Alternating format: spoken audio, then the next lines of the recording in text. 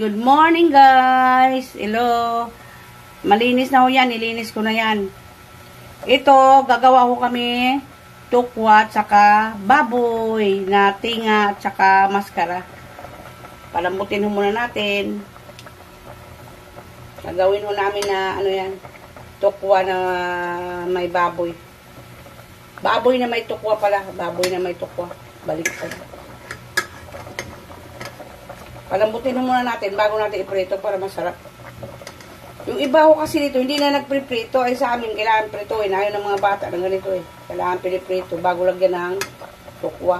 Tingnan nyo na lang mamaya. Ito na po. Malambot na po yung maskara ng baboy. Ipriprito ko na lang yan. Nilinis ko na yan. Tapos, kailangan pag naglinis ko kayo, pati yung ano yan, nilinisin nyo yung pinakaloob. Kasi ako talagang tinatanggal ko yan oh. Malinis yan. Tapos, ito yung halo niya. Yung lulutuin ho namin ngayon ay tukwa tsaka maskara ng baboy tsaka tainga. Yan. Yan, maskara tsaka tainga yan. Bili ng asawa ko. Ano yan? Request ng anak ko yan. Panganay.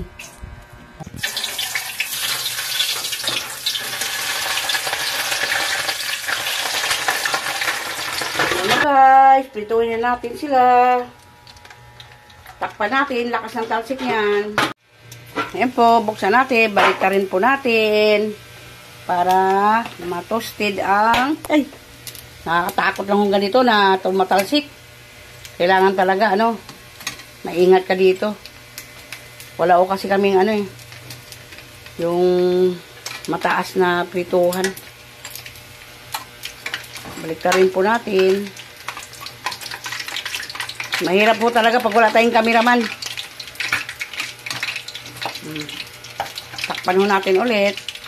Ayan guys, malapit na matapos ang aming pagpiprito ng maskara tsaka tinga ng baboy.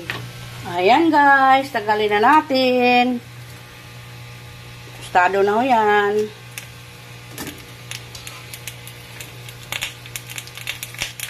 Nakakatakot lang ito. Ano, tayo sa muka. Talsikan tayo sa muka.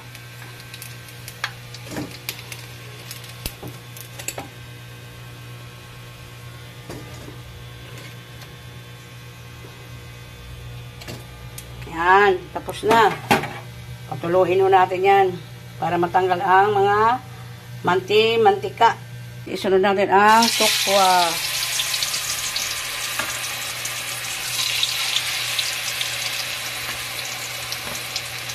Ganyan lang, magluto. Kailangan ingat din tayo sa pagprito ng maskara at saka tinga kasi malakas tumalsik ko yan eh. Delikado din. Lalo na pag wala tayong lutuan na ano, kawali lang. Mahirap talaga. Subukan na ninyo ito guys, yung mga recipe ko. Lutong bahay lang po ito. Simpleng luto lang. Masarap po yan. Subukan po natin. Ayan, buksan natin para maluto na ang tukwa. Baliktarin na ho natin guys ang ating tukwa.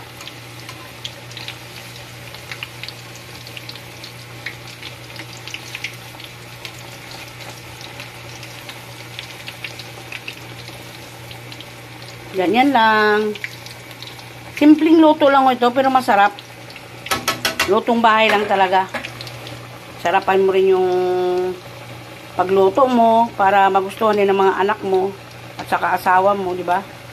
Ayan po, luto na ang aking tukwa. Tanggalin na ho natin.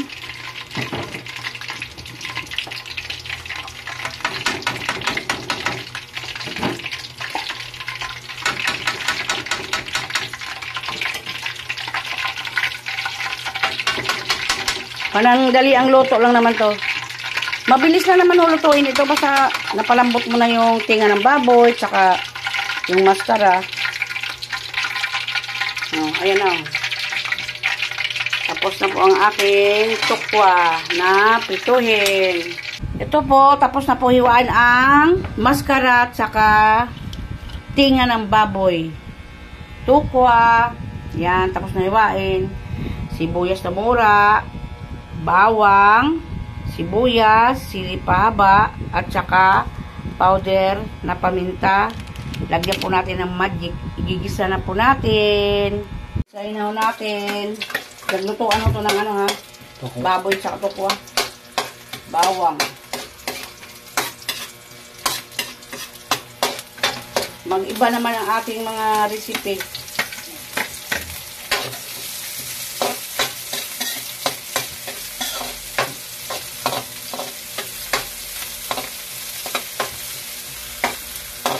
Request kasi ng anak ko itong panganay. Kaya nagluto kami ng ganito. Medyo ipabrown mo natin yung sibuyas. Yan na po. Ilagay na po natin ang baboy na mascara at saka tinga. Ganyan lang po. Gisa-gisa lang.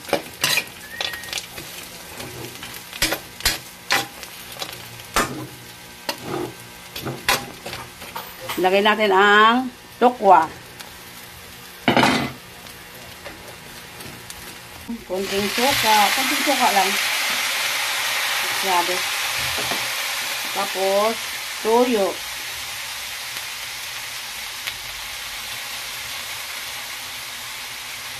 Konting magic para masarap. Konting asukal. Pakuluin muna natin. Pamintang powder para lalong sumarap. Ganyan lang ho ang aming mga recipe dito. Laglag po natin yan ho. Lagyan natin ito para masarap. Diba? Ganyan lang, simpleng lutong Pinoy. Alam mo mga Pinoy, madiskarte tayo mga Pinoy kung paano pasarapin ang ating niluluto, diba? Kaya itry nyo ito. Masarap ito. Wala ko talagang sauce ito. Hindi kami naglalagay ng sauce pag ganito. Parang ano lang siya. Ginisa lang.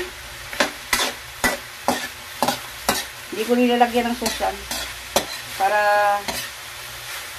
maano mo talaga yung lasa niya.